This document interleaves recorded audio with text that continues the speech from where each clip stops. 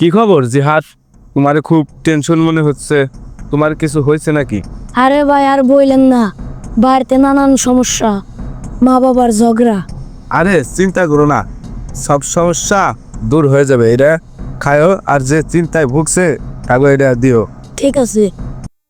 কিরে মইদুল, এত চিন্তা কে তোর? কি সমস্যা? মন টন খারাপ করে বসে রয়েছাস? আরে বলিস না বন্ধু, প্রেমিকার বিয়ে হয়ে যাচ্ছে, বাড়িতে টাকা পয়সার অভাব, আব্বার চোখে হতাশা, আমার জীবনটাই যেন কুয়াশার মতো ঝাপসা। আরে বন্ধু, তুই কোনো চিন্তাই করিস না, সব সমস্যা ঠিক হয়ে যাবো। আরে ভাই কেমন আছেন সবাই আপনারা? আর বলিস না রে, মইদুল নানান টেনশনে জড়া হয়ে গেছে। পৃথিবীটা ভুলে গিয়ে এই নতুন মালটা খান, পৃথিবী বদলে যাবে।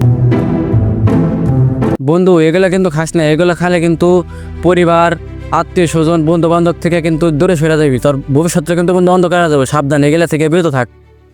তুই কিছু বলিস না, আমার মনে এখন অশান্তি, আমার মরে যেতে মন চাইতেছে, আমার শান্তি চাই, আমি এটা খামু। কিরে জিহাদ, তোর কি খবর? তোর ব্যবসা মানে কিরম চলতেছে?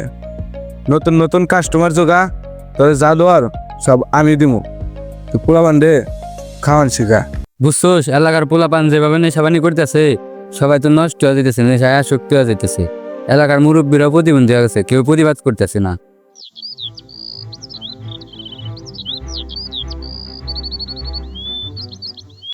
ভাই মাল তোরা না গেত না, সর্বনাশ হয়ে গেছে।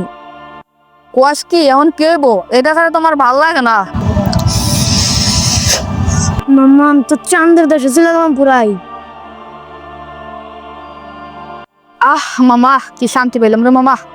জানার সোহেল, আজকে তো খুব ভয়াবহ অবস্থা হয়ে গেছে। মহিদুলের বাপ মা ফাঁসি নিতে গেছিল। কি হয়েছে?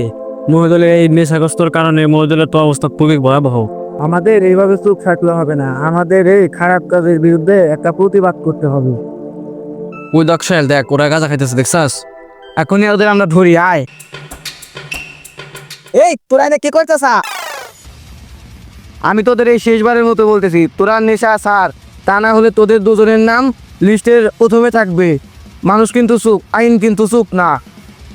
তোরা চাইলেই এখনো ফেরার রাস্তা আছে, আর তা না হলে পুলিশের হাত করার শব্দে কিন্তু তোদের ঘুম ভাঙবে। কিরে জিয়াব, তুই এনে কে? মাল গো। কিসের মামল ভাই, আগে জীবন বাঁচান। অসীম ভাইরা তো পুলিশের ধরে নিয়ে গেছে। এই নেশা আমার পরিবারটাকে এলোমেলো করে দিল। মনে হলো এক মুহূর্ত শান্তির জন্য জীবন ধ্বংসের পথে ঠেলে দিলাম। জিয়াদ, পুরা এলাকা তো নষ্ট করে ফেলাইলাম, আমাদের আর এগুলো করা যাবে না। ওয়াসিম বাইরে তো ধরে লেগে গেছে। আজ তুমি চুপ, কারণ ভাবছো ও তোমার আপন কেউ নয়।